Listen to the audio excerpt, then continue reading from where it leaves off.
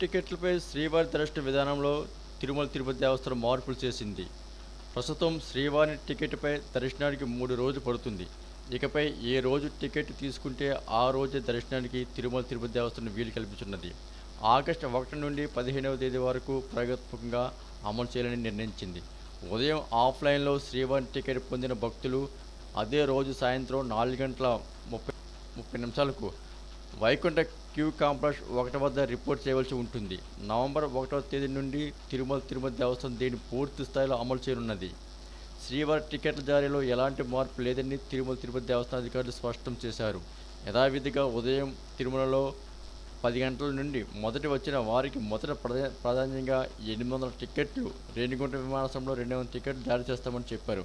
ఇప్పటికే advance booking ద్వారా October 31 వరకు ఆన్లైన్లో శ్రీవారి టికెట్లు పొందిన భక్తులకు యథావిధంగా ఉదయం 10 గంటలకు దర్శనం కల్పిస్తామని తిరుమల తిరుపతి దేవస్థానం అధికారులు తెలిపారు.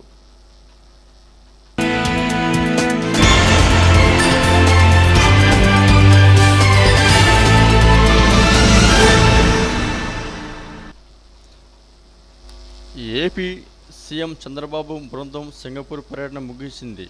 సీఎంకు అక్కడ తెలుగు ప్రజలు ఘనంగా వీడ్కోలు పలికారు.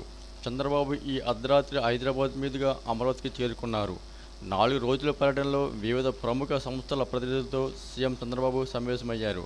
రాష్ట్రంలో పెట్టుబడులు పెట్టాలని ఆయా సంస్థలను ఆహ్వానించారు. రాష్ట్ర ప్రభుత్వం తరపున అవసరమైన అన్ని సౌకర్యాలు కల్పిస్తామని హామీ ఇచ్చారు.